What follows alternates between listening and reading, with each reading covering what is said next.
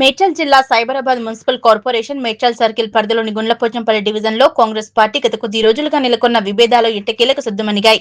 Gundlapochampally division అధ్యక్ష పదవి వివాదంతో తీవ్ర అసంతృప్తికి లోనై పార్టీకి రాజీనామా చేసిన స్థానిక కాంగ్రెస్ నేతలు ఎట్టకేలకు శాంతించారు. తమ రాజీనామా నిర్ణయాన్ని వెనక్కి తీసుకుని పార్టీలోనే కొనసాగేందుకు మొగ్గు చూపారు. మేడ్చల్ నియోజకవర్గ కాంగ్రెస్ పార్టీలో గ్రూపు రాజకీయాలకు చెక్ పెట్టేందుకు సీనియర్ నాయకులు రంగంలోకి దిగారు. వివాదాన్ని సద్దుమణిగించేందుకు కాంగ్రెస్ సీనియర్ నేత నక్క ప్రభాకర్ ప్రత్యేక చొరవ తీసుకున్నారు. అసంతృప్తితో ఉన్న నాయకులతో ఆయన జరిపిన చర్చలు సఫలమయ్యాయి. పార్టీ బలోపేతానికి అందరూ కలిసికట్టుగా పనిచేయాలని, విభేదాలను పక్కన పెట్టి ముందుకు సాగడానికి కోరడంతో అసంతృప్త నేతలు మెత్తబడ్డారు.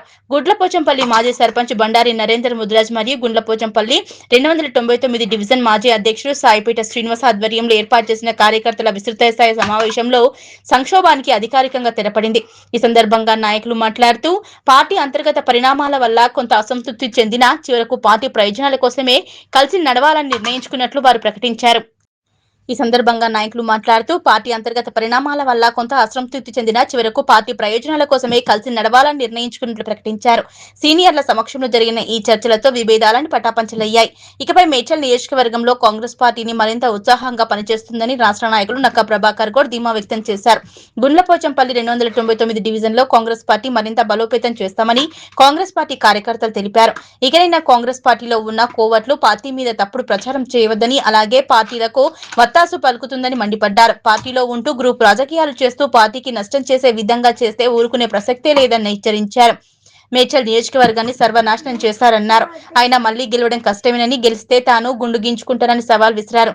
ఎమ్మెల్యే మల్లారెడ్డి మళ్లీ గెలవడానికి ఆయన పని అయిపోయిందని, కాబట్టి ఇతర పార్టీల వైపు చూస్తున్నారని ఆరోపించారు. ఈ కార్యక్రమంలో పోచారం డివిజన్ పార్టీ అధ్యక్షులు రాజేష్, ఫిర్యాదిగూడ డివిజన్ అధ్యక్షులు తుంగతుర్తి రవి, మేడ్చల్ మాజీ మండల అధ్యక్షులు వరదారెడ్డి, కీసన మాజీ మండల అధ్యక్షులు కృష్ణ యాదవ్, గుండ్లపోచంపల్లి మాజీ సర్పంచ్ బండారి నరేందర్ ముద్రాజ్, మాజీ జెడ్పీటీసీ మాజీ కౌన్సిలర్ సాయిపేట శ్రీనివాస్, మాజీ ఏ బ్లాక్ ఎస్సీసెల్ అధ్యక్షులు పానుగంటు మహేష్, గుండ్లపోచంపల్లి 299వ డివిజన్ ఎస్సీసెల్ అధ్యక్షులు కుండ భానుచందర్, ఏ బ్లాక్ మహిళా అధ్యక్షురాలు తాటికేల కోమలత, కావలి భాస్కర్, లక్ష్మీనారాయణ స్వామి, ఆలయ కమిటీ డైరెక్టర్లు అనిల్, ఉదయ్ గౌడ్, నరేందర్ రెడ్డి, వెంకట్, కిషన్, షబ్బీర్, సందీప్, ప్రవీణ్, నందు, ఎర్రోల యాదయ్య, హర్ష, సుతారిగూడ మల్లేష్, మాధవరెడ్డి, వినోద్, సంపత్ గౌడ్ తదితరులు పాల్గొన్నారు. పదవులు లేకున్నా తప్పకుండా పార్టీ కింద మనం అందరం పనిచేద్దాం. రేపు స్థానిక రాజధాని చెప్పినట్టుగా తప్పకుండా కాన్స్టిట్యూన్సీ డివైడ్ అయినప్పుడు తప్పకుండా మనం అందరం పార్టీ హైకమాండ్ ఏది చెప్తే దానికి కట్టుబడి పనిచేద్దాం. ఇప్పుడు అదేవిధంగా కొంతమంది కొన్ని జరుగుతుంటాయి, కానీ ఆవేశంతో ప్రెస్ మీట్లు పెట్టడం సరైనది కాదు. కాకపోతే తప్పకుండా మేమందరం ఉన్నాం.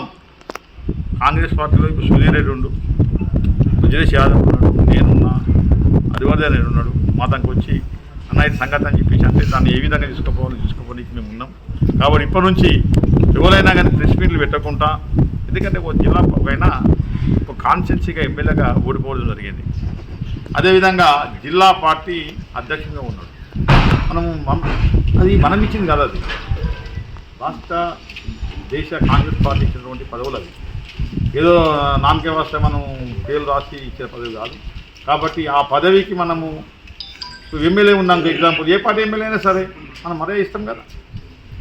అధ్యక్షుడు కూడా అధ్యక్షుడే. కాబట్టి మనం తప్పు జరిగినప్పుడు తప్పు జరుగుతుంటాయి, చిన్న పొరపాటు జరుగుతుంటాయి. ఆ పొరపాట్లన్నీ కూడా మనం భూతద్దం పెట్టి చూడకుండా మనం పోయి అది ఇట్లా కాదన్నా ఇట్లా అని చెప్పి నేను ఒకసారి 2 సార్లు 3 సార్లు చెప్తాం. ఇన్నప్పుడు హైకమాండ్ పోతాం. మీరు చెప్పుకుంటే మా ఇన్నప్పుడు మాకు వచ్చే ఉంది, మేము హైకమాండ్ మేము తీసుకుపోతుంటుంది. కాబట్టి ఏదన్నా ఇప్పటి నుంచి మాత్రం దయచేసి ప్లీజ్ మన పార్టీ మంచిగా ఉంది కాంగ్రెస్ పార్టీ. ఎందుకంటే ఈ మల్లారెడ్డి అంటే ఆయన బిజినెస్ మ్యాన్, ఈయన కోసం మాట్లాడితే వేస్ట్. ఇప్పుడు నేను రాజస్థాన్లో చేసింది కాబట్టి చెప్తున్నా. మల్లారెడ్డి అంటోనికి ఎవడు కూడా అమ్ముడు పోడు, ₹1 ఇస్తారు కాదు. బాగా గుర్తుపెట్టుకోండి. పిల్లికి బిచ్చమేయడు, ₹1 కుండలు పెట్టి బిందెలు తీసుకుంటాడు. మీరు బాగా గమనించండి. ఆయన అనుకుంటే ఏంటంటే ₹1 ఎవడిస్తారు, బీఫామ్ ₹1 ఇస్తే ఈయనతోని ₹1 ఎన్ని కోట్లు వస్తాయని ఆలోచన ఉన్నటువంటి వ్యక్తి మల్లారెడ్డి. నేను బాధంతో చెప్తున్నాను మాట. మల్లారెడ్డి రాజకీయ నాయకుడు కాడైనా, ఆయన ఒక బిజినెస్ మ్యాన్. కాబట్టి మల్లారెడ్డి కోసము అమ్ముడు వేయడనే లేకుండా మల్లారెడ్డికి ఇది పోయిందని చెప్పి ఇప్పటి నుంచి మల్లారెడ్డి మనం మాటనే చేయదు. మల్లారెడ్డి పని అయిపోయింది. నా ఎంబడి మీరు నా ఇన్ని రోజులు ఉన్నందుకు నేను మీ సేవలో చేపించుకున్నందుకు మీకు కూడా న్యాయం జరగాలని, నాకే న్యాయం జరగలేదని మీరందరూ నా వెంబడి వచ్చి నాకు న్యాయం జరిపించాలని మీరు అందరు ఎంతైతే కృషితో చేసిరో, రాజీనామా చేసి నా వెంబడున్నారో మీ అందరికీ ఎల్లవేళలా నేను కృతజ్ఞ ఉంటా, శిరసు వంచి ఉంటా. ఏ పని అయినా మీకు ఏ రోజైనా ఏ టైంలో అయినా సరే మీకు పని చేసి పెడతాను, నేను రెడీ ఉంటా. మనం ఇదే పార్టీలో కొనసాగుదామని అంటున్నా.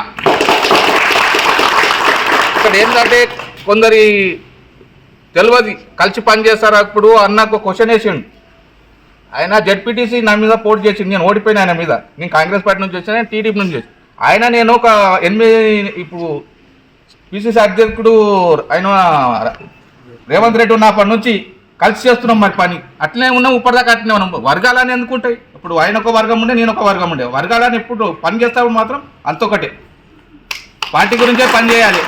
ఎవరైనా పార్టీ గురించి పని చేయని వాళ్ళు చాలా మంది ఇట్లా వస్తుంటారు, ఎలక్షన్ ముంగట కోవట్లు అయిపోతారు. అలాంటి వాళ్ళు మా పార్టీలో ఉన్నారు కాబట్టి వాళ్ళ వల్ల ఆ చిరపులు పోవాలని మేము కోరుకుంటాం అంతే. ఉన్నారు ఉన్నారు అంటున్నా, ఇంకా కోవట్లు అంటే ఉన్నారు, మా ఊర్లోనే ఉన్నారు, మా విలేజ్లోనే ఉన్నారు.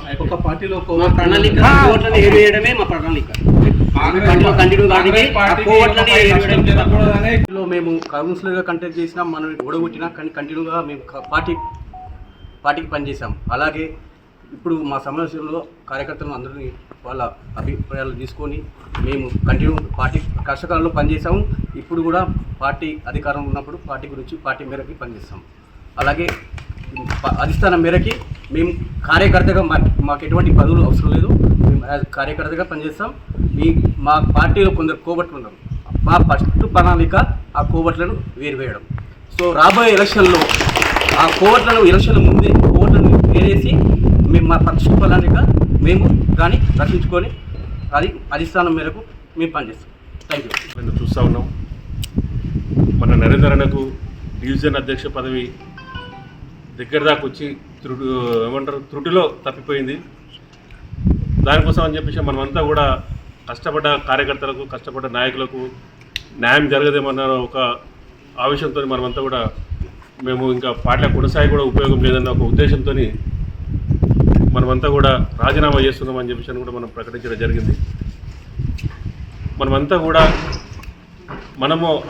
మన ఆవేదన అంతా ఏంటంటే, కష్టపడ్డ వాళ్ళకు గుర్తింపు లేదు. నీకు ఎవరో పారాషూట్ లాగా వచ్చేసి పదవులన్నీ వేసుకొని పోతారు. రేపు పొద్దున కార్పొరేటర్ కానీ, రేపు పొద్దున ఇంకా నామినేటెడ్ పదవులు ఏమున్నా కానీ ఈ విధంగానే జరుగుతాయమన్న ఒక ఇదితోని మనమంతా కూడా ఒక నిర్ణయం తీసుకోవడం జరిగింది. దానికి అంతటి కూడా మనమంతా కూడా ఈ పరిణామాలని గమనించి చూసి కార్యకర్తలతో ఈరోజు ఏదైనా ఒక డిసిషన్ తీసుకుందామన్న ఉద్దేశంతో కార్యకర్తలు కూడా ఏంటంటే, అన్న మనం ఈ విధంగా ఉంటే కరెక్ట్ కాదు, మనం ఏదో ఒక డిసిషన్ తీసుకోవాలని చెప్పేసి అంటే ఈరోజు మార్నింగ్ మేమంతా కూడా కార్యకర్తలము సమావేశమై ఒక నిర్ణయం రావడం జరిగింది. మెజారిటీ కార్యకర్తలంతా కూడా అన్న మనము ఏ పార్టీ వద్దు, మనము పార్టీకి కష్టకాలంలో నిలబడి మనము పనిచేసేవాళ్ళము, మనము రూలింగ్కి వచ్చినాక మనం పార్టీ వదిలిపోతే మనమంతా కూడా వేరే వాళ్ళకి ఏదో పళ్ళ మీద తయారు చేసి పెట్టి పోయిన వాళ్ళం అవుతాము. కాబట్టి కష్టకాలంలో మనమంతా పనిచేసాం కాబట్టి మనము అధికారం వచ్చినాక మనం ఎందుకు ఉండొద్దు. ఖచ్చితంగా పదవులు ఏ విధంగా రావాలో మనకు ఆ విధంగా వస్తాయి. మనకు ఏదో కింది స్థాయి లీడర్ కాదు, ముఖ్యమంత్రి మనల్ని గుర్తుపడతాడు. ముఖ్యమంత్రికి మన ఊరి మీద అంటే కూడా మన డివిజన్ మీద కూడా ప్రేమ ఉంది. మనకు నరేంద్రన్న కొడుకు చనిపోయినా కానీ, అదేవిధంగా నరేంద్రన్న కొడుకు రిసెప్షన్ కానీ, అలాంటి ఎన్నో కార్యక్రమాలు కూడా రేవంత్ అన్న డైరెక్ట్ మన దగ్గరికి వచ్చి చూసినాడు. మనమంటే ఏంటి అనేది రేవంత్ అన్న తెలుసు. మనం ఆ ఎలక్షన్ ఏ విధంగా పనిచేసినాము, మనం ఏ విధంగా ఉన్నాము, అవన్నీ కూడా రేవంత్ అన్నకు మనకు బాగా అటాచ్మెంట్ ఉంది. కాబట్టి మన డివిజన్ ప్రజలకు కూడా ప్రతి ఒక్కరు ఇక్కడ సుమారుగా మన విలేజ్ నుంచి ఒక 100 మందిని పేరెట్టి పిలుస్తాడు. అంత అటాచ్మెంట్ ఒక ముఖ్యమంత్రి. ఇప్పుడు మామూలుగా ఏంటంటే ఒక చోట మోట లీడర్ పరిచయం ఉంటేనే వాళ్ళు ఆగారు.